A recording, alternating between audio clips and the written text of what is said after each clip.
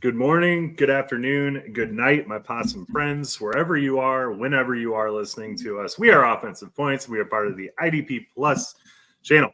Go buy the rookie guide. It's awesome. It'll prep you for your season. We got all the rookies written up, got places they're going to be, fantasy analysis on them. Do yourself a favor, do us a favor, go purchase it. We spent a lot of time working on it. But like I said, we are Offensive Points. I am here with Josh and Billy, as always. And today we're going to talk about taxi squad confessions. I almost said taxi cab confessions. I love the name of this episode. No, not fake taxi either. Yeah, not fake taxi either. That'd be a whole nother episode altogether. We might have to do it at some point. But do you think kids these days even know the reference to that? I mean, what taxi cab confessions were? I mean, older, like our age group, we know what that means. But do you think like kids these days would even know that reference? Probably not. I thought it was the cash cab at first. I thought that's what we were referencing, and then I was like, "Oh, I remember." There's so many cabs, dude. I'm just so confused. Well, the cab is just a good device for a show. We should do a cash cab at the expo and just pick people up in the truck. Dude, that actually fantasy questions. Joe, I'm not even gonna lie. That's actually kind of a dope ass idea. Just pick up random people from around the expo and like just ask fantasy questions. And then, I mean, I don't know how we'd give money, but, you know, it'd be a fun experiment or fun thing to do. So we're going to kidnap. Give out the rookie guide if they get the question right. Basically, what you're saying is we're going to kidnap Andy Behrens and all of these big name fantasy stars, maybe Des Bryant. Get in the car. Pretty much. I don't know if we would survive that interaction, but yeah, we could try. I feel like Andy'd be like, "This is cool," and then be like, "Oh man, this is not cool. Please drop me off." Yeah, 2 questions in. When Joe's asking about who ranked 38th in PPR in 2012. Like, easy money. I feel like he would know that, though. Yeah, he does. I guarantee it. It would be fun to see how much knowledge some of these guys have. It would be crazy, indeed. So I still got a bone to pick with you guys. I'm still mad. Okay. Part of the show because don't ever tell these two guys you're watching a TV show and no spoilers because they're just going to keep talking about it and keep spoiling things. There was no spoiler, but there's no real spoiler. We're talking about the show Fallout, which is awesome. Everybody should go watch it. And they talked about the ending. Josh, who claims that he's busy with his child all the time, we don't know anything about that. But I mean, he can't watch TV shows while that's happening. So yeah, he's behind, and me and Joe have already finished it, and we were just lightly talking about some of the beats in the show. Nothing spoiler wise, but. Oh well. Really disagree. Josh, you did not listen to last week's episode, right? Can I be clear about that? No, I didn't. Okay. Right. I was about to say, because I know if you had listened to last week's episode, you would come in much hotter than this because we were dogging some of your rankings. Because we did the rookie rankings last week. I know people probably listen back to back sometimes, but like which ones? Like, just give me like a specific one that you guys were like super mad about. Go look at your roster, and if they're on your team, they're about 15 to 20 spots higher than anywhere we have them. So, is that what you guys talked about? Basically, there was basically a you guys don't like Tracy, is what you're trying to say. That was one. That was definitely one of them that you were a little like way higher on. You think Devin Singletary? I know this isn't the time or the place, but you think Devin Singletary is going to run that backfield all year? No, I don't think it'll be Tracy. I think Eric Gray would have a better shot than Tracy. That's where you're wrong, and then we're gonna have a fireball bet because I can't have that on this pod. We'll do it, but we would have. Let's get the. We would have made these bets last week had you been on the show. I just didn't know if you'd listen because you'd have come in a lot hotter than this. You're very cordial, and you would have been a lot more frustrated. I'm still mad, which is funny because like you guys pissed me off anyway. So like it just feels like we're at least in the same ballpark at least. Maybe not as mad, but I actually did think about listening to it, but it's just been crazy with work. So next time. Honestly, for me and Joe's sake, good thing you didn't. Let's just put it that way.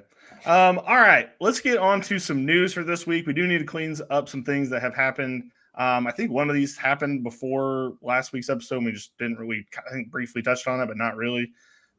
We had 5 wide receivers that have signed in the last 8 days. And I kind of just wanted to gauge our interest in these guys, or maybe just see where they're worth picking up, they're worth drafting, if you think they're going to matter. So The first one that we got here, Tyler Boyd to the Titans. Does it matter or does it not matter? Joe, what do you think? I mean, I think this just tells you that your Treylon Burks' hope is officially shot, at least for here. And I think in the you can't be quite as confident as in Chig anymore because it's kind of what Tyler Boyd does. Ridley and Hopkins, I know they used Hopkins in the shorter routes last year, but Ridley and Hopkins kind of play the same game, if you will. Ridley obviously having much more yard after the catch ability. But I kind of like the Tyler Boyd signing. I would definitely stash him if he's available or try to make a trade for him. I'm not expecting much, but he could kind of turn into a PPR darling this year. I actually think it doesn't change his value other than the fact that he didn't have a team. Like from year to year, it didn't change his value. He's a 600, 700 yard kind of guy, wide receiver 30 to 40. I think he's gonna be really helpful in dynasty leagues and really all leagues. I don't think you're getting like you never really what you're getting with Tyler Boyd. You might get a 20 week, but like you're getting 12 points, 11 points, probably some pretty bad ones in between. A great bench fill in for wide receivers for bye weeks. Usually pretty cheap to buy because dude's only 27, but for some reason everyone just hates Tyler Boyd. I don't get it personally. He's fine. I mean, I don't think it really goes into a similar situation. Yeah, I mean, for real, I think crowded. What this just solidifies is that Will Levis is officially on the radar. We talked about this before the show, but they are, hey, dude, we've given you everything we can possibly give you. Let's see what you can do with it.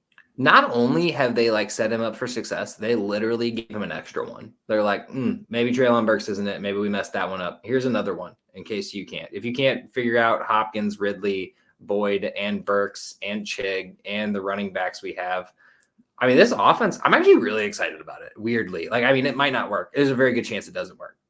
But it's a strange build. It's a very strange build. But yeah, no, my only thought to add on to what you all are saying is it scares me because it means Will Levis is like holding everybody in their hands. And if it doesn't work with Levis, then all of the value on the team is going to go right down the drain. But if he's even good, the tides of all boats will raise. My biggest worry about this is that it's just another mouth to feed. And although I don't know who's going to start between him or Burks.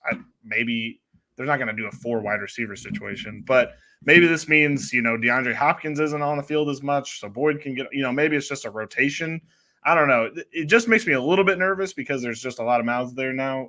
But at the same time, if it works, it works. I'm not too overly worried about it yet, at least. I honestly think that, I mean, even a bad version of Will Levis, Hopkins is still getting 1,000 yards. Ridley's still getting near the mark, 900-ish. I don't know how the touchdowns shake out. And then Boyd gets 600, 700. Burks gets 500, 600. I mean, that's still only like 3,000 yards. And then you add Chig and the running backs and all the extras in there. I mean, it's a 3,000, 4,000, close to 4,000 yard season. That's still feeding all these people, at least fantasy wise. The only problem is consistency's sake. That's what I would be most worried about.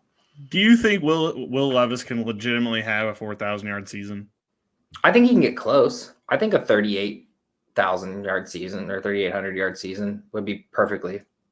I think that defense is so devoid of talent at this point that it's very possible that he does, just based on trying to play catch up this whole time. But yeah, I think they're going to be a competitive team in each game. I mean, like it'll be close games, or comeback games type thing. Like I don't think they're ever going to be down by 40. Like no, just don't even play them. You know what I mean? Like I think it'll be with the offense and with the lack of defense. I mean, there's still stars on that team. They have. I don't know what it is. They churn out linebackers on that team, and I love it. Like Cedric Gray is one of my favorite targets this year in IDP. So yeah.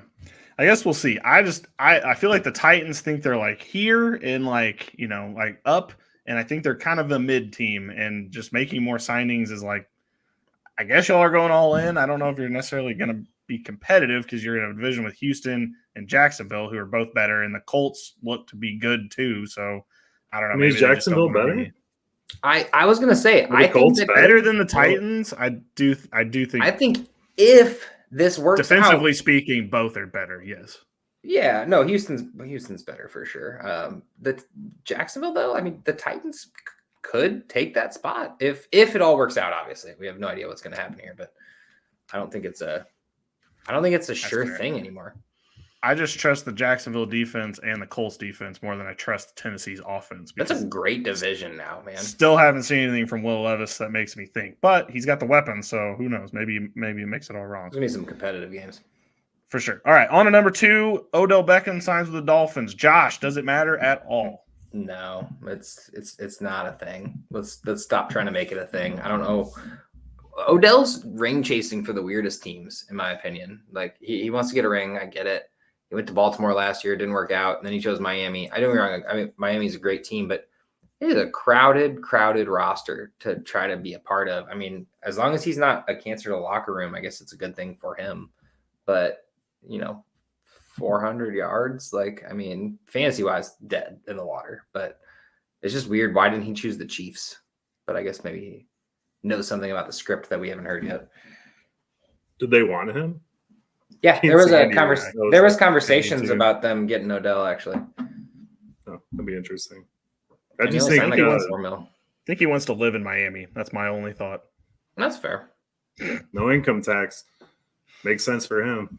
But I don't know, man. I think we kind of glanced over this last pod, but I think Miami is admitting that they really screwed up last year by just having Waddle and Hill, which in most situations is a hell of a receiving core. But when you have Braxton Berrios and River Craycraft as your 3, it's never going to work out. So they got Jonnu, they got Odell, they got Malik Washington to go with those guys. And I mean, now they have depth, so they'll at least remain competitive. And Odell, if something were to happen to Waddle or Hill, slots into those roles a little bit better. So makes sense.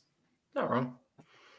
Yeah, we'll see. I mean, the Dolphins just need more bodies out there that might matter. So I guess that's what this meant. All right, on to number 3. DJ Chark is officially a Charger. They needed a wide receiver. Does this matter at all, Joe? I mean, I've never really been a big DJ Chark guy, and I know people have gotten very burnt by DJ Chark in very similar situations in the past, but I like it. I mean, they don't have anyone outside of McConkey and a couple guys we're going to talk about today, but if QJ really is just going to QJ his way into what he did last year, then yeah, DJ Chark could have some value. I don't think he's going to be a massive boost, but wide receiver 3, wide receiver 4 on your team, I can see it working. Yeah, I think this is the Tyler Boyd argument. Like but except this isn't really a crowded wide receiver room. Sure, there's a lot of bodies, but no one really screams off the page as the one. And DJ Chark could amaze in camp with this. Maybe it all comes down to who does Herbert like and who does Herbert have that connection with. And it clearly wasn't QJ last year. Palmer obviously has the seniority here, and then I like to think Ladd McConkey would be, but like I'm high on Ladd McConkey just because of the opportunity, more so than anything. So now putting another mouth to feed, DJ Chark could cannibalize some touches here, and I love it, honestly. I mean, I'm not going out and trying to fucking buy him for too much, but I will definitely acquire I bought him for too much.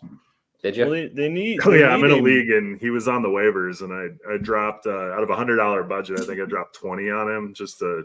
I mean, this league's pretty deep, so waiver wire, it's pretty thin, scarce. Wide receiver 3, so, yeah, I added him up for $20, and no one else bid a single dollar on him. So I'll be honest, in down a fifth of my budget now. One of our dynasty leagues, I almost cut DJ Chark, and I was like, well, I saw he's visiting with the Chargers. I was like, that could be interesting. I mean, he's on Carolina last year. Like, what did we expect him to, amaze over there? I mean, he was fine on Jacksonville.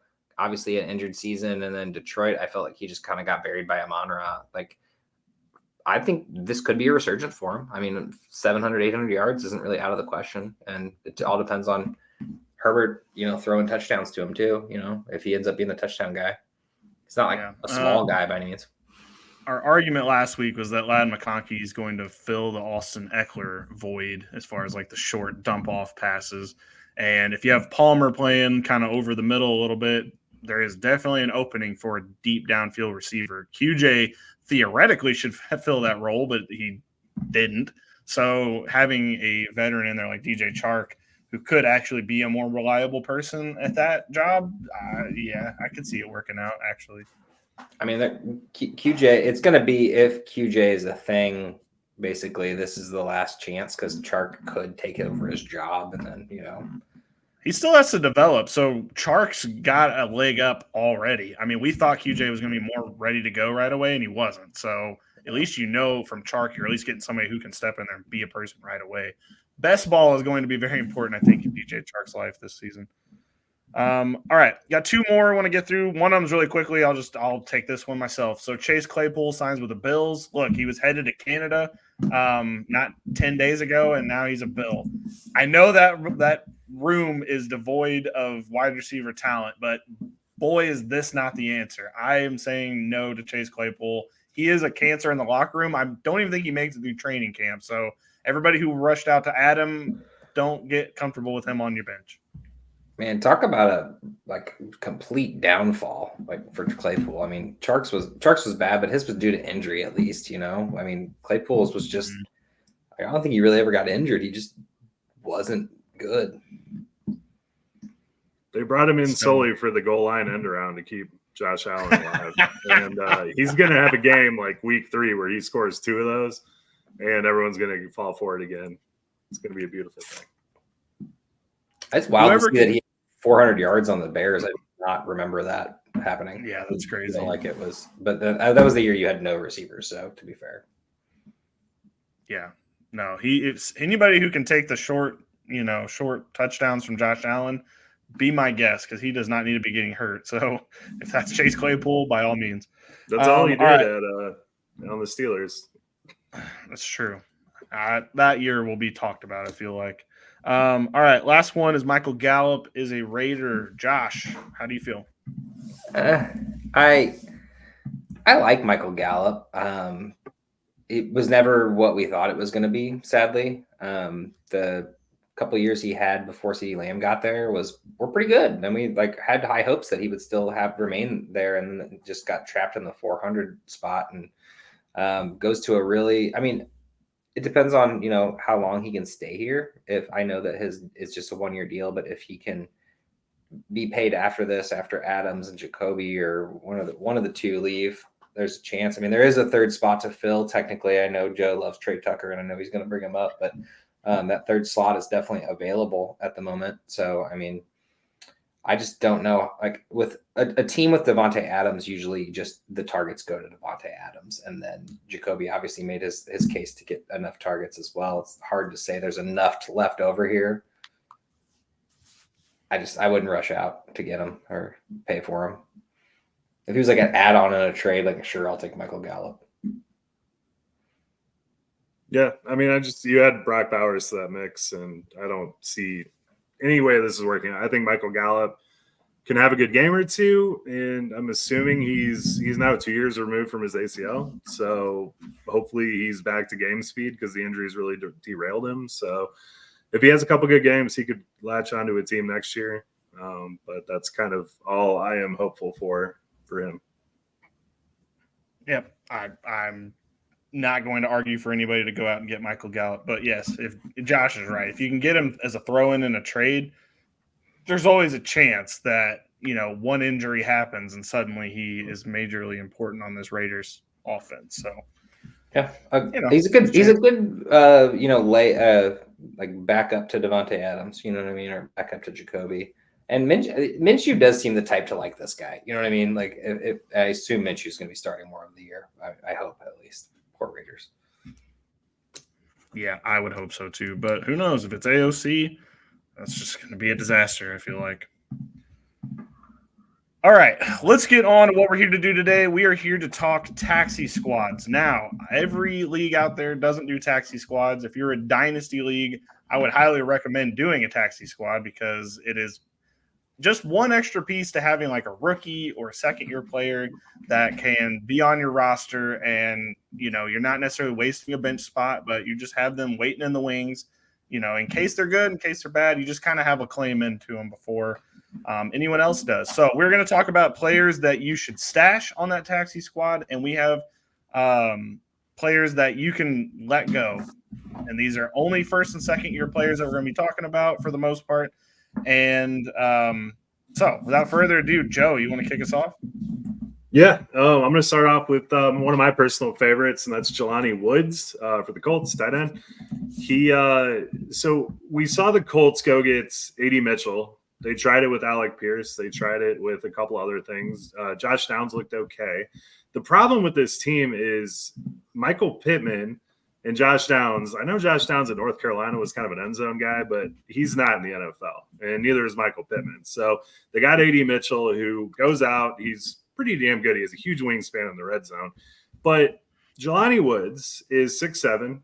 He is a monster human being, and he runs pretty well. Last year he was derailed because of a hamstring, but they have no other tight end on this team that can do what Jelani Woods can do, and we saw him do at Virginia. So I'm willing to give him another shot. If he's on your taxi squad, you're keeping him. I've been trying to acquire him, honestly. I've seen him cut a lot of places. I mean, only 65% of teams roster him at this point. So go get him. Throw him on your bench. Tight ends are very valuable. We know that it's a thin thing, and Jelani Woods can be a touchdown machine for you. Yeah, I'm actually one of the people who cut Jelani Woods, and you're welcome, Joe. I just saw you picked him up. Good for you. My logic is I don't see this team being a tight end team. That was my argument. I am nothing against Jelani Woods. I think the talent is there, the stock is there.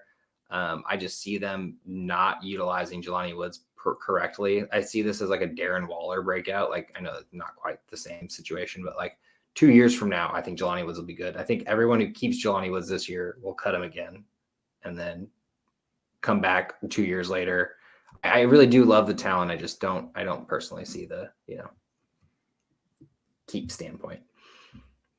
Yeah, I don't know. I think I might agree with you, Joe, there, actually. I think this is a good Shane Steichen used a tight end in the offense with the Eagles, so there is at least a little bit of precedent for him using that position for a little bit. We don't know how it's going to go because we only saw Anthony Richardson for 4 games, so it's kind of difficult to tell how that's going to go. But when Anthony Richardson was at Florida, his favorite target was Justin Shorter. Justin Shorter is like 6'5", 6'6", wide receiver. Jelani Woods, very, very tall man himself. So maybe that's just something that Anthony Richardson would like to have. Now their body types are completely different, so that doesn't really make the same case for each other. But I don't know. I don't see this being a completely out there take. We just don't know what kind of passer Anthony Richardson is going to be because we never got to see the development. We didn't get to see a full season. We barely got to see half a season. I don't even think we made it to, like I said, 4 or 5 games. So I like the buy low potential and just keep the stash on your bench. So if anybody drops Jelani Woods, yeah, he definitely would be a good ad. Yeah, I'm more confident in this take after the tight end by committee has completely failed. I mean, we saw Granson, we saw Mallory actually have chances last year, and we know Mo Alley Cox is there, but no one did anything of note. So I think this is a great time for Jelani Woods to establish himself in Anthony Richardson's true first year on the team. For sure. Josh, who you got? Oh, we're doing this? Well, hard for me to, rip that apart and then go to this guy who never played a snap, Mr. Justin Shorter. Rookie last year, had some unfortunate hamstring issues, but at the same time had some vacancies open up for him. So he has a chance to be that guy. Nothing overpowering in college. He was fine at Florida. But my thing with him is, why would you cut him right now? Why not see what game 1, game 2 has to offer? I personally think it might be a fail. It might be a flop. There's a very good chance the man's never played a game, but you lose Stephon Diggs and Shakir's the number 1. You bring in Curtis Samuel, you draft Keon Coleman. Sure, there's 3 guys there, but what happens when one of them isn't what they're chopped up to be? What happens when Gabe Davis and Stephon Diggs just aren't there anymore and Justin Shorter was the guy all along? So I think you'd just be kicking yourself. It's the DJ Chark situation for me. I remember his rookie year, he kind of did nothing and I dropped him, and then year 2, year 3 broke out. It's just, you can't, my logic is you just can't get rid of him yet. I just see a game first. If you see a game, he doesn't play a snap or he just drops a ball open in the field, you'll find someone. You'll pick someone up. You can't give up on someone. It's like giving up on JMO right now. You can't give up on Jameson Williams just yet. Like, we're not going to put that in here, I don't think, but I would hope not right? Okay, thanks. I think we're all JMO fans here. I know we really are, but no, yeah, you just don't give up on the guy until you see a snap. That's all it comes down to for me. Yeah, I mean, right here, it's the lottery aspect. I want to take a lottery ticket from the Bills. Justin Short, I believe, is taller than Keon Coleman. We've been preaching that team needs a big perimeter wide receiver, and I think Keon Coleman is ultimately going to take that role. But I mean, in camp, we could see. I mean, we've seen absolute crazy things happen in training camp, and guys really separate themselves. So yeah, keep Shorter on your team. Yeah, I just wish we'd heard more about them liking Shorter. Now that doesn't necessarily mean anything. I just personally, I didn't like him at Florida. I just didn't really think they gave as much draft capital to him. So like, I just think he's a throwaway at potential. But at the same time, the case could be made without having a established receiving core that he could come right in and make a name for himself and make a role. So it's not impossible. He should be fully healthy. I think they had a chance to bring him back. They just literally didn't need him. Like Gabe Davis, Shakir, and Diggs were all healthy. I mean, there was no point for them to be like, rush back and tear your hamstring further. I mean, it sucks. It's a soft tissue injury. We know that. We've seen it with McCaffrey. We've seen it with a lot of stars out there. Like they don't just heal, So at this point, it's been a full year since the recovery. So I think he should be fine. And it's just one of those things that I can't give up on him just yet. I got him in the 4th or 5th round. I'm not even worried about it. It's just more of like, what if I drop him, I'm gonna be really mad. And I don't want that for anybody out there. That's a good point. All right, on to mine. I'm going with Mr. Ryan Flournoy, our Southeast Missouri State brother. Look, this wide receiver core has Cooks, it has CeeDee Lamb, and then we don't know. It's either Jalen Tolbert or Ryan Flournoy. They're kind of playing the same role. I think they definitely have a camp battle, which I always love buying into, especially right now. I don't really see him even going in some drafts, which is kind of crazy because he got drafted to a team that needs a wide receiver. This potentially, I'm going to go out on a limb and be fucking ridiculous because why not? I think this could be this year's Puka Nacua. I think this could be the guy that comes in and has a crazy good year, who got drafted in like the 6th round, who we didn't see coming. Now, I don't think he's going to get like wide receiver. I don't think he's going to be a top 10 overall wide receiver. I just see him coming in, and I think he could overtake Cooks on that team and be that guy. I definitely see that. Just from what I saw at the Senior Bowl, he had the best hands. Crazy because that's exactly what happened with Puka Nacua at the Senior Bowl the year before. And there's just a need for that on this team. They cannot trust CeeDee Lamb. CeeDee Lamb was fed so much last season, and they just can't do that again fully. I mean, I think they still are going to try it, but they needed number 2 that can actually be good, and Cooks wasn't really it. I think Flournoy has a case to be made, so adding him onto your rookies or your taxi squad could mean dividends very early because Puka Nacua was a taxi squad player this time last year. So you definitely could get the same return from this position if camp goes that way. I may be biased because this is my alma mater, but the shades of it are, I mean, the situation's great. Nobody ever thought the Rams could have another wide receiver. It was just like, it's Cooper Kupp, that's the guy. And then they literally have another one, and they're just like, they have 2 now. I'm not saying he's going to go out there and be CeeDee Lamb, but there's no competition on this team, in my opinion. I mean, sure, Cooks is there or whatever. Also, the best part about this situation is, for one, it's a taxi squad player. It's not going to make or break. You're dropping a backup linebacker or a rookie wide receiver that you just grabbed off of free agency. One of the namesakes, Frank Gore Jr. or Jeremiah Trotter Jr. I mean, it was one of those guys. But the thing about this is this team is heading to a potential rebuild. There's no one signed past this year that is a big name at the very least. So Flournoy's got 2-3 years on the team at the moment. I mean, what if CeeDee Lamb walks in free agency and Dak walks in free agency, and then Flournoy's he's the veteran on the team wide receiver room. So I think there's worse shots out there in the world. Yeah, you will get 0 argument for me here, Billy.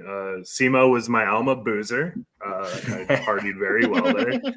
I love Ryan Flournoy.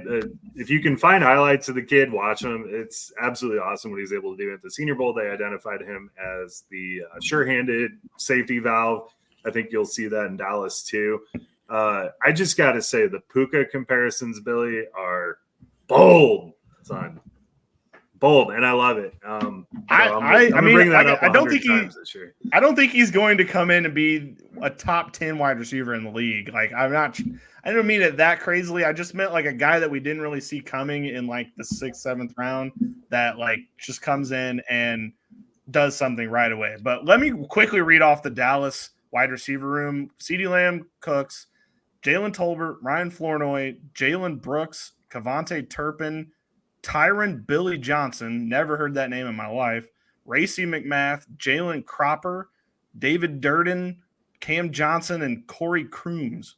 Like, I have never heard of some of these people. So if you're telling me that's the competition, I like my boy Flournoy's chances. No, absolutely. I forgot all about Racey McMath, so thank you for reminding me of my the coolest name I've ever heard in my life. Oh man.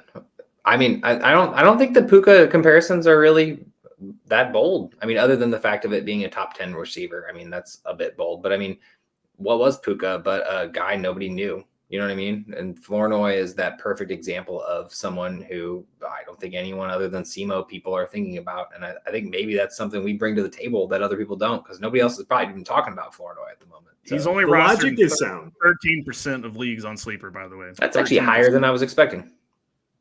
The logic is sound. The comparisons are bold, in my opinion. I love it, though. I'm all for it. I'm here for it. I love it. Fair enough. All right, Joe, go ahead with your next one. All right, my next keep is going to be Sean Tucker for the Buccaneers. He went undrafted because of a rare congenital heart condition, but we know what he did at Syracuse. He was awesome. He had 2,000-yard seasons, came out as a junior, was absolutely awesome as a running back. A lot of people had him as a kind of a no-brainer first-round running back pick until we found out about the heart condition. And really, they added Bucky Irving. We know Rachaad White needs help on that team. So I think Sean Tucker goes into camp. He's apparently completely healed from this heart condition. He played last year. It was weird last year because as soon as Chase Edmonds came back, he just did nothing. He just went straight to the bench. So I don't know what he did to get himself in the doghouse, but I'm assuming he gets a fresh start at camp, and it'll be a battle between him and Bucky Irving, who are both very talented running backs. But we could see Sean Tucker actually emerge as the guy to be the 1B to Rachaad White's 1A, and I think that can be very valuable to have on your taxi squad. I don't 50% of leagues. 50%. For one, running backs are always they're just hard to come by in a dynasty league. People always obviously overvalue a little bit on the running backs because there's only so many of them. Wide receivers, there's 3 of them on a team. Running backs, there's essentially 1, but maybe 2. We know what Rachaad White did was not possible to continue, and it's just not going to happen each year. But add basically essentially 2 running backs in the draft at this point, with Sean Tucker added to Bucky Irving stock.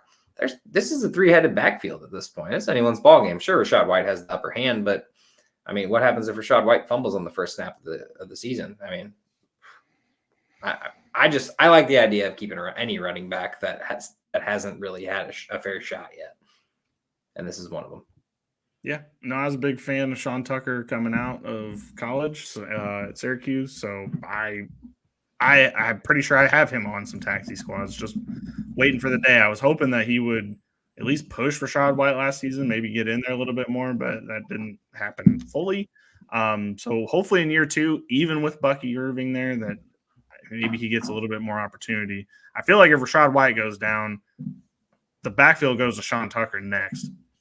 Remains to be seen if that's true or not, but I feel like that would be the handcuff there.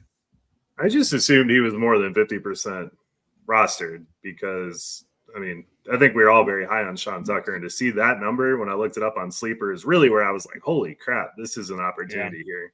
Not saying he's going to break the world here, light the world on fire, but people, like, honestly, the second the draft's over, people immediately forget about, like, or the season starts, people immediately forget about those rookies, like the Sean Tuckers, the hype. If the hype doesn't hit immediately, it's over. And then the next draft, it's like, nope, that never existed. Yep. That's exactly true, too. All right, Josh, who you got next? All right, this one makes absolutely 0 sense to me. Michael Wilson is owned in 6% of leagues, and I don't understand it. That doesn't make any sense. I hope that that's a fake number and that somehow the stats are off, but Tell me who else is going to steal targets on this team. Sure, I like Greg Dortch as much as the next person. Sure, they drafted a couple rookies or got some undrafted guys out there. Zach Pascal hasn't done it. Chris Moore from Tennessee. And yes, Marvin Harrison. We know Marvin Harrison's going to get targets, but you know what? He cannot get all of the targets. There's going to be another guy running out here. Michael Wilson coming in his rookie campaign. Well, sure, yes, there was injuries to Marquise Brown or suspensions, whatever it was.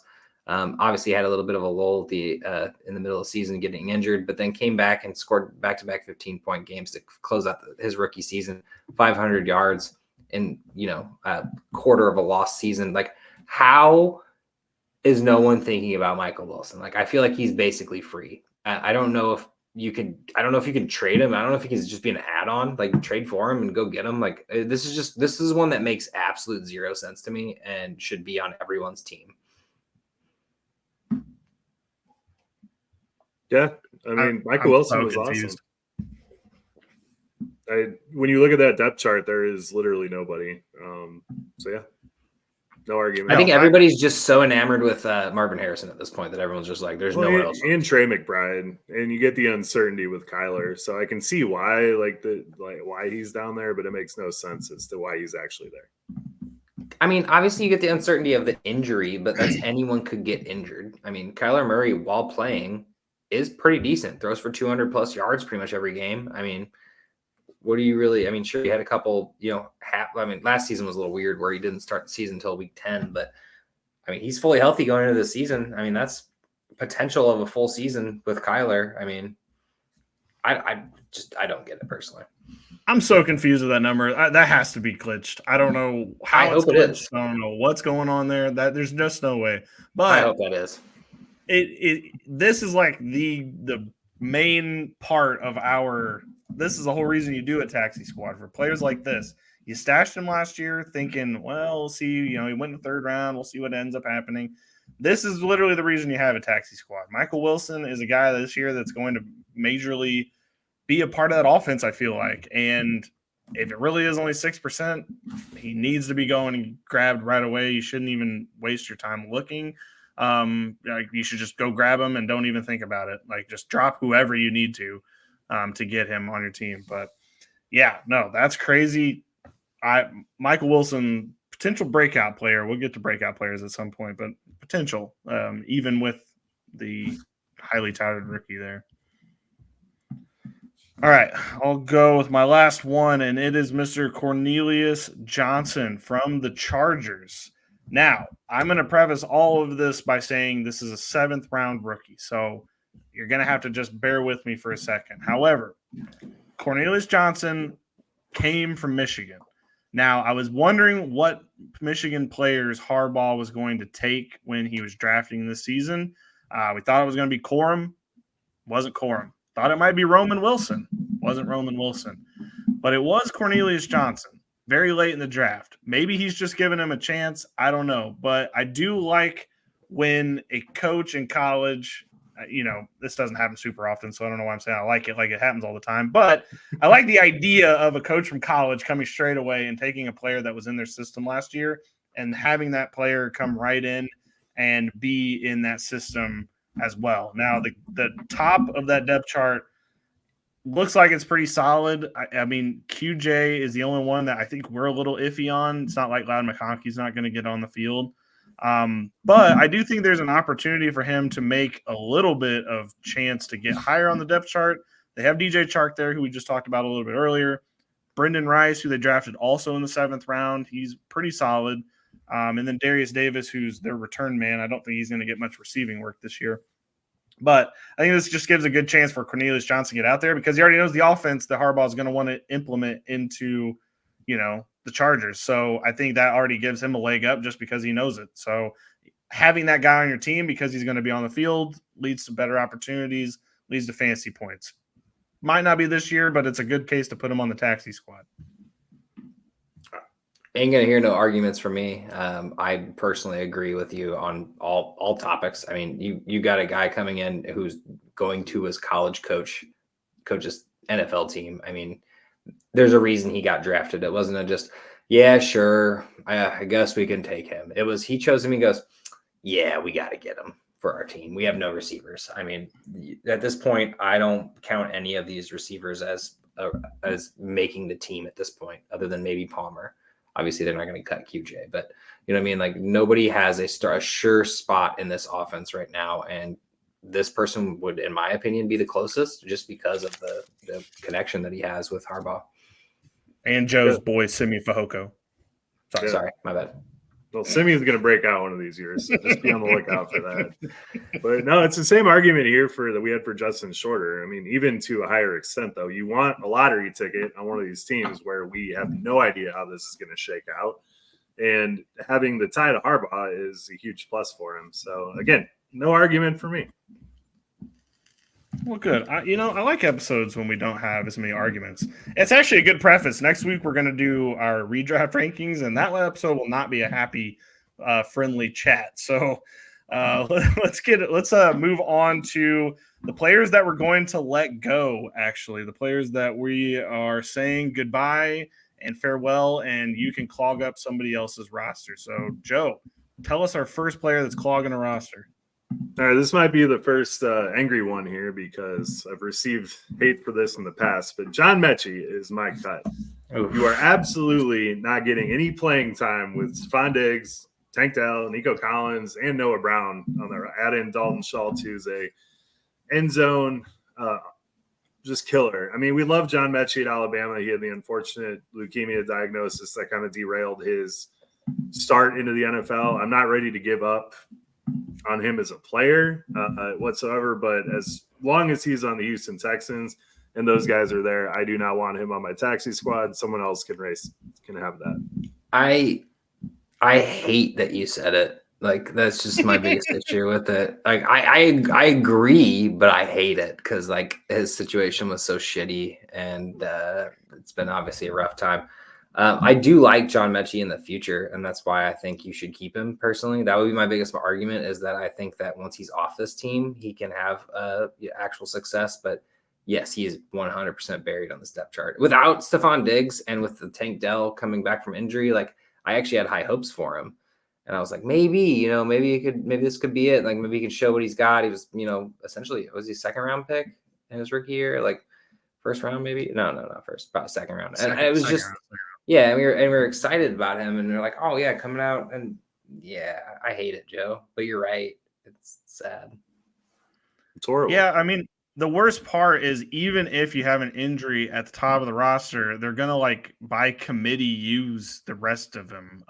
Like, it's kind of tough to even tell, even if Collins went down. There's going to be a Band-Aid patch of like 3 guys they're going to throw at that spot, or like, any of these guys goes down. Like, it's not even like, oh, well, if this happens, Metchie's going to be getting a massive share. It's not going to happen. So that's the toughest part about Tank got hurt. I didn't mean to cut off here, but that's kind of what we saw when Tank got hurt last year. He got on the field and we were very excited. We were like, this is the breakout, and it wasn't. So they used way more Noah Brown. They used everything else. Then you had Diggs set mix, and horrible situation. Not great, but I think, we can say politely farewell to John Metchie on rosters. Josh? All right, you look hurt. I hated it, man. It's sad.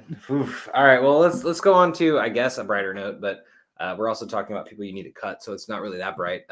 It's Jalen Tolbert. I understand that technically he's available to be the number 3 here, but I feel like if they would have liked him last year, he would have seen the field more. Michael Gallup, they obviously didn't like. They shipped him out.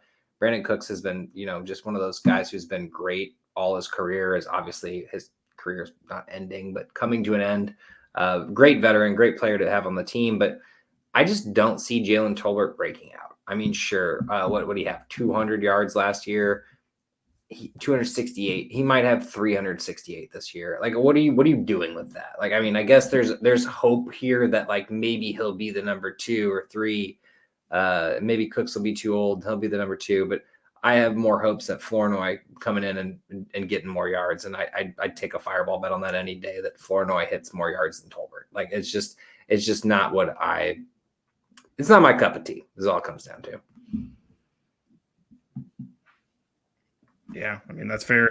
I mean, the things that are working against him, he's already 25. That's kind of devastating. It was done. Just thinking that he's not going to be. But then we didn't really see, any kind of flash moments last season.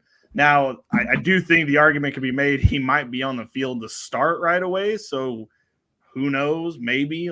But at the same time, I personally am putting my chips into the Flournoy basket. So I think Tolbert's going to be a guy that only comes in for injury. And I think even then you've got a lesser wide receiver on the field anyway. I think he's not good enough to be a guy that is going to be getting 1,000 yards at any point in his career. I don't think. And not going to be a guy that's starting for you. When Ferguson's out here getting 700 yards and this guy's getting 200, yes, he was wide receiver 4, sure, but he had plenty of opportunities to secure a better spot, and he never did. So, yeah, and I think you hit the nail on the head there. I think that the Josh Ferguson's breakout was the demise of Jalen Tolbert. It was what we thought Jalen Tolbert was going to do, but Ferguson was a much more reliable target.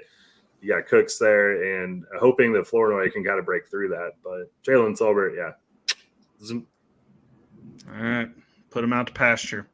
All right, next person out to pasture for me is going to be Darnell Washington, 59% owned on Sleeper. And I think we had thought he was going to come in and be this Godzilla prospect. I called him that last season when we were doing rookie pods and thought he is going to be out there and he is going to be a mismatch for whoever they put him with. I don't like how are they going to stop this guy? He's going to come in and immediately eat right away. Well, the problem is he's a blocking tight end and he's only going to be a blocking tight end, it appears. They have a new offense. I know Arthur Smith likes to do some wacky things, so this would be the wackiest thing to do is make him a complete receiving tight end when he's good at blocking. But I understand why to have him rostered, but even if Pat Freiermuth is out for the whole season, I think the tight end position is just done, or there's somebody else they're going to bring in. I don't think it's Darnell Washington suddenly the backup there. I think that, this is an extra O lineman on running plays, and that's about it. You can let him go. The only pushback you're going to get from me is that Arthur Smith had Kyle Pitts last year, and he used Johnny Smith. So, you brought it up already, but that's just – I mean, I could see just keeping him on the back end of your taxi squad just to see what Arthur Smith could draw up. It would be hilarious if he did that. It's such an Arthur Smith thing. I hate it so much. All right, Joe, who else are you going to bring up that's sad that had leukemia? No, I think I've hit all the diseases and stuff like that with Sean Tucker and Metchie here. Fair, you just have 2 guys. At least you were positive on one. I'll give you that. Sorry, team. Parker Washington is my other drop. He's still owned in 55% of leagues. He had a really good game last year, and we did like him coming out of Penn State. We thought we could be. Yeah, it was awesome. I mean, I was all in on the Parker Washington train. The problem is Jacksonville brought in Gabe Davis. They drafted Brian Thomas. They still have Evan Ingram there and Christian Kirk. A lot of that, what Parker Washington did was when Christian Kirk was hurt last year. So they have 251 targets to split among these guys. I don't think Parker Washington's going to get enough to be remotely usable in here. So I don't know. At best, he's like the 5th, 6th target on that team, and people are very high off of one game. So I'm just here to tell you, cut bait. I was just going to say, I have a great idea for Parker Washington. You hit this watch button, and then if they ever run into injury trouble, you start him that one game and then just put him right back on the wire. That's it. And That's only if Kirk's hurt. Yeah. No, what's crazy, Josh, I was actually thinking the exact same thing. This is a guy where, if you drop him, you need to put a star by him, because I do think Parker Washington in a different offense, different team could actually be good. I mean, he's only 22. He's got a chance to grow into something, but it's not going to be with the Jacksonville Jaguars, unfortunately. I think they're going to have to let him roam. But at the same time, you kind of have to let him go. It's not going to be with this team. But if Christian Kirk gets hurt, add him up. Why not? Yeah, this is just what we were talking about. You put little running backs, undrafted free agent running backs on your taxi squad instead of Parker Washington, because That's where your money is going to be made when those guys I take end up Frank hitting. Gore Jr. over that easily. You know, Oh, yeah. Not even because of the namesake, just in case. You know, not a whole lot of competition as a backup running back. One Like in injury, case of emergency game. Yeah. My last guy, and I think Joe's gonna be mad at me here, but it's Cedric Tillman. Big guy, rookie season, doesn't catch a touchdown, and had opportunities. I mean, I can't say that he had the quarterback opportunities, but he had opportunities to see the field. Pretty underwhelming season. Now you add Jerry Jeudy to the mix. I know, Joe, I know you'll get there. But Jerry Jeudy, Amari Cooper, and Njoku, and Elijah Moore all running around the field. I don't think Tillman sees the field. I mean, I guess there's a chance here you want to go ahead and hit the watch list on this one, but I'm just not gonna. He was pretty highly drafted in rookie drafts, I think second or third round, and it just didn't work out because at the time there was no number two. I think this was even before they traded for Elijah Moore. So you were like, oh yeah, number two guy behind Cooper, we got this. Watson's there, I guess now where we don't know what's happening, but at this point, I think it's cut bait time. In my opinion, I know it's only been a year. I get it. It's tough to do, especially if you did waste good capital on him. If you want, keep him. I just don't think it's going to work out for you. I just really like Tillman, man. I know they have a lot of mouths to feed. I just really liked him coming out of Tennessee, and I think there's a case where he could work his way up past Jeudy and past Moore. He cannot. Jeudy just got paid millions of dollars. Like they are not. And they're gonna try to justify that for like 6 games, and then they're gonna be like, "Hey, this guy really isn't that good." Denver was absolutely right. We thought it was because Russell Wilson was there, and we thought it was because Jarrett Stidham was there, but no, it's because Jerry Jeudy actually isn't really what we thought he was, and we got this tall, 215-pound X-looking wide receiver over here that would look awesome running on the opposite side of Amari Cooper, which Deshaun Watson didn't really use to his full potential last year. We kind of had to wait for Flacco to use Amari Cooper the way he needed to be used. And you got Elijah Moore there catching 9 balls for 18 yards. So I think there's absolutely room in this offense. Plus, Njoku wasn't really even used by Watson either. So who the hell is he going to use on this offense? Might as well be Tillman because he's arguably your second best wide receiver on this team. My problem with this just in general is that Watson hasn't been good on this team, and they're going to try to prove it by going out and getting Jeudy, which they did already. And they're going to try to prove it in the games too. But I don't think, and like you said, he couldn't even use Amari Cooper right. Like, I mean, I just think that the wide receivers on the Broncos are just not it. I think that therefore, like, sure, I think they're all good personally. I think Elijah Moore is still good. I think there's still something in the tank there. Amari Cooper, obviously aging, but still amazing. And then you got Jerry Jeudy, who I actually do like. I think he's a great wide receiver too, is what it comes down to. And I think he'll be paired really well with Amari Cooper on the other side, and then Elijah Moore out there. All 3 of them out there will be great. I just don't think you're getting stats from all 3 of them. And then you take the 4th guy and throw him in there. And like, you weren't getting points from Amari Cooper. Why do you think you're getting points from the 4th guy? Or even at that point, say he replaces someone as the 3rd guy. Why are you expecting him to just like blow up? Like fantasy wise, you're never going to use him is what it comes down to. That's it. I'm just saying it's worth keeping him on your roster. I'm not saying I'm going to hate you for cutting him. I'm just saying I will pick him up. And You need 2 injuries for this guy to even be relevant. Kevin Stefanski needs to give Joe Flacco that fucking Coach of the Year award because he did not fucking observe it. Barry is just signing people these massive contracts for no fucking reason. This team has no idea what they are doing at all. So why wouldn't Tillman come up out of nowhere? Why? I love this. Leaving the town. Where did all these wide receivers come from? What is up with all these teams going all in at wide receiver? The Bears did it, probably the best out of all of them. We got this team, and then who else did we talk about going all in on wide receiver? Oh, the Titans. Like Texans. These bad teams, no offense to the Bears, bad teams going all in, just getting 5 wide receivers and just shoving them into a box. And they're like, yeah, we're going to be good. And it's like Cleveland has to do it because they gave Deshaun Watson an ungodly amount of money, and then he was a freaking – well, here's Joe, here's the problem with that. The Bears shouldn't be in that discussion because at least they're bringing it in with a quarterback they expect to be good. I'm just saying it's just a trend. Tennessee and the Browns are bringing in these good wide receiver cores for quarterbacks that are questionable at best. And that is why it's like, what are you doing? Because they traded for Amari Cooper, they traded for Elijah Moore, and they traded for Jerry Jeudy. There's clearly no development going on here. They didn't draft any of these guys. And I I'm going to agree with Joe. I'm sorry. Like Cedric Tillman, I could easily make the same case for David Bell. I could make the same case for the rookie they took this year, Jamari Thrash.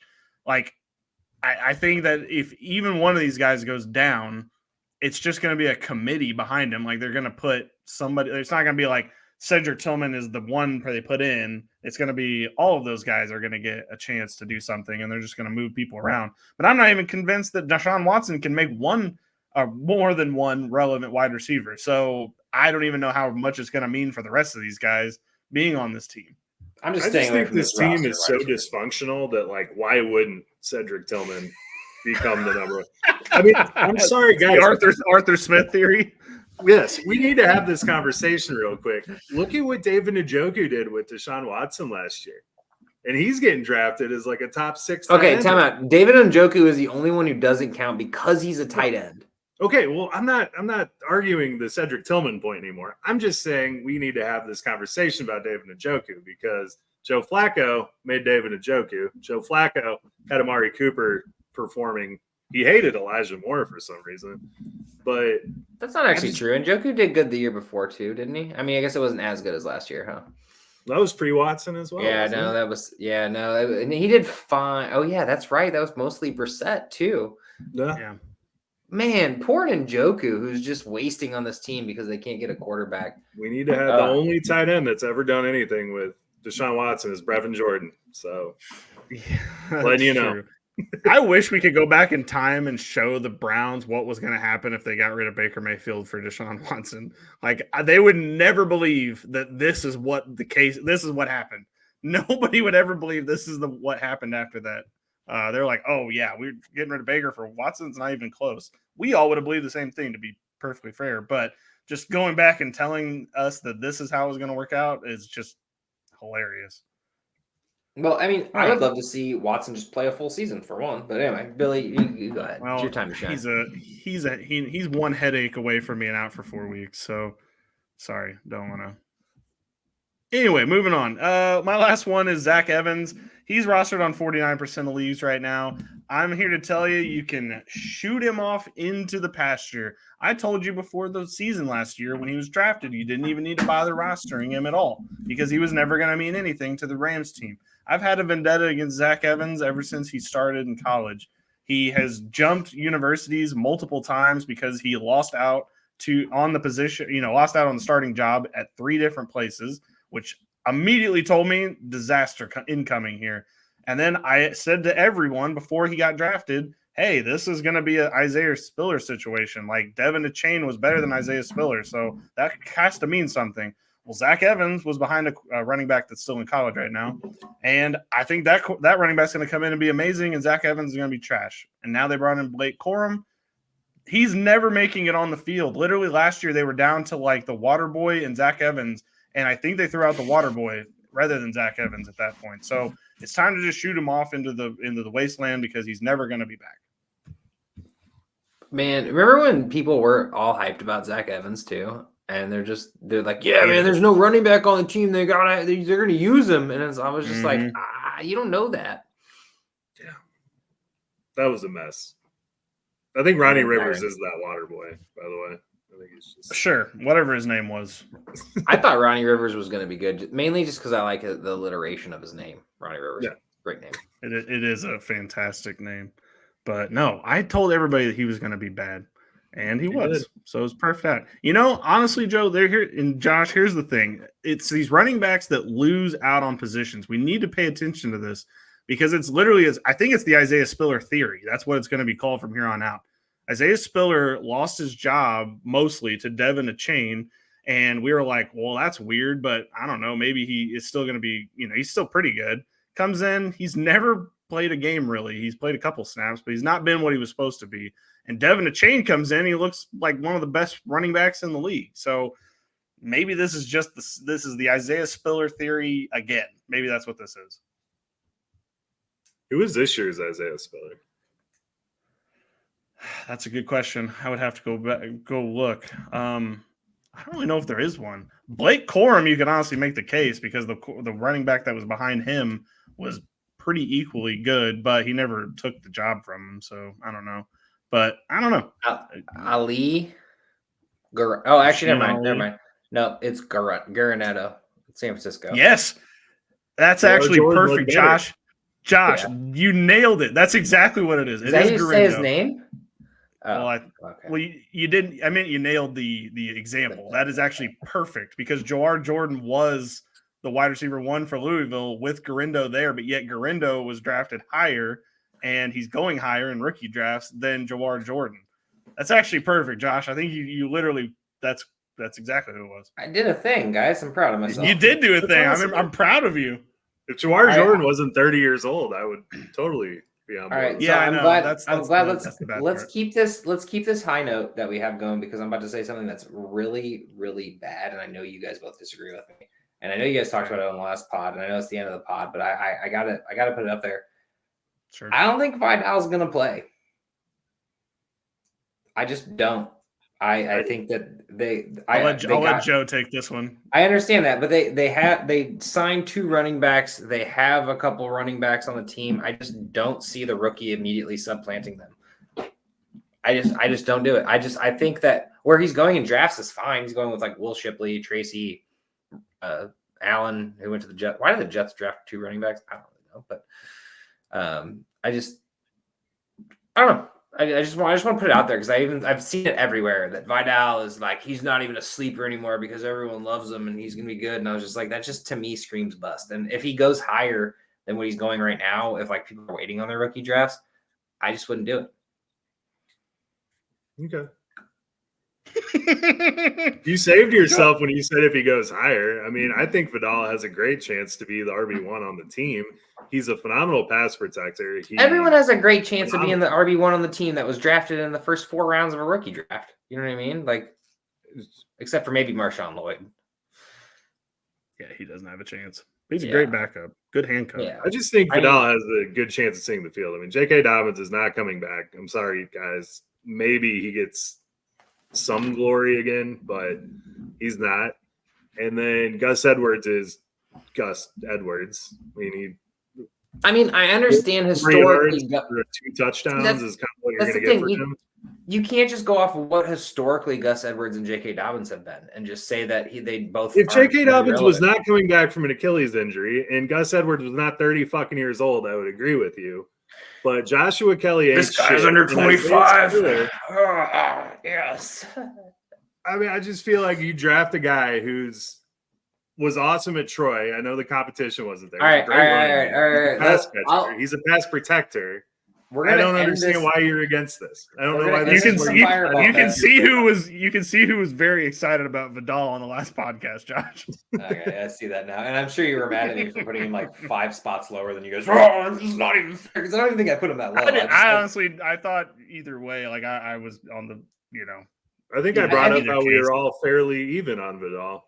Okay, that's good. I honestly don't remember where I was on him. Crazy high. Okay, Joe. I'm gonna give you a gimme. This is a free fireball bet. I'm taking Isaiah Spiller with more yards, rushing and receiving, than Vidal. Okay.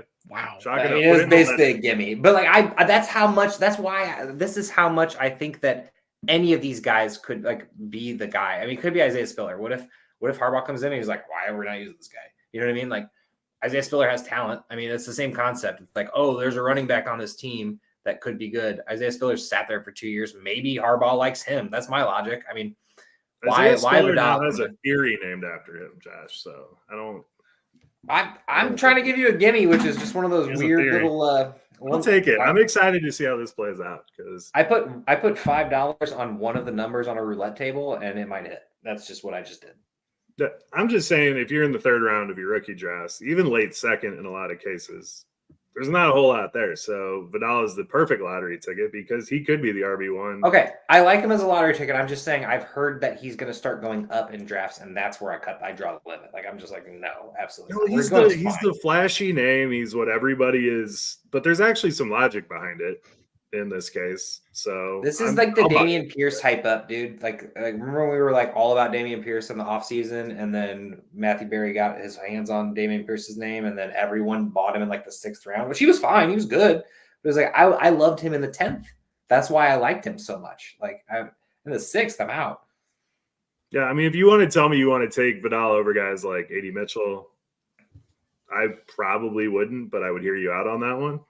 But, I mean, rookie drafts are starting to become more solidified, but where they are before, I mean, people were just throwing shit against the wall and hoping it sticks. They had really no idea what they were doing. So getting Vidal in that situation makes a lot of sense. But Well, the thing with the rookie draft is people draft from the day, like us, draft the day of the draft or day the draft ends, and then there's people that draft in the beginning of the season. So Vidal's going to just keep boosting up, and those teams, those leagues that draft are like Vidal. Someone's going to draft Vidal in like the third round at the end of it all, and I'm just like, maybe even second. I don't know. He might creep his way to the second.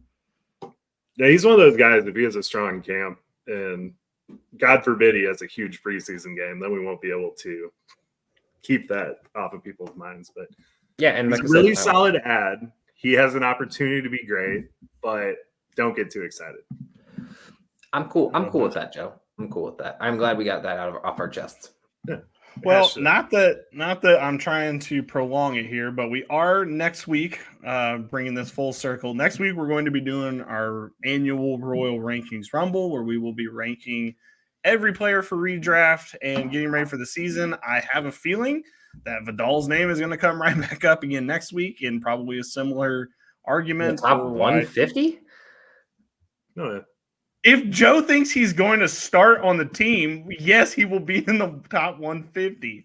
I can tell you he's not going to be in my top 150. There's a line of we're rookies. about to have this argument again next week. Is what I'm telling Why you. wouldn't you take him in the 13th round or the 12th round? I don't understand your stance here. This is because the weirdest soapbox. Half the rookies get drafted in redraft in a 10 or 12 man league, maybe in a 12 man league, in a 14 man league. Yes, absolutely. Vidal's going and on a roster. But most 14-man leagues have smaller benches, so maybe not. I don't know. Okay. Anyway, I'm excited for next week because we're going to be doing rankings, and these are the type of arguments we're going to be having. Hopefully, there's some more spirited debate up at the top rankings, so we can talk about some interesting names rather than Kamani Vidal. But I mean, I'm sure that's going to come back up if Josh isn't going to rank him and Joe's going to put him at like 97. He won't be on our list. Don't worry. I'm going to rank him. He's going to be ranked at 200, so he won't get ranked. He won't be on our 150. Joe, you have to put him in top 100. Talk about it. I'll put him at number 2. Yes. Next week, we'll be talking rankings for redraft. So, join us next week. We'll be back and talking, I think we're going to be, transitioning. That's what I meant to say. Transitioning into redraft league. So this is our last dynasty type pod. That being said, Joe, get us out of here. Good night.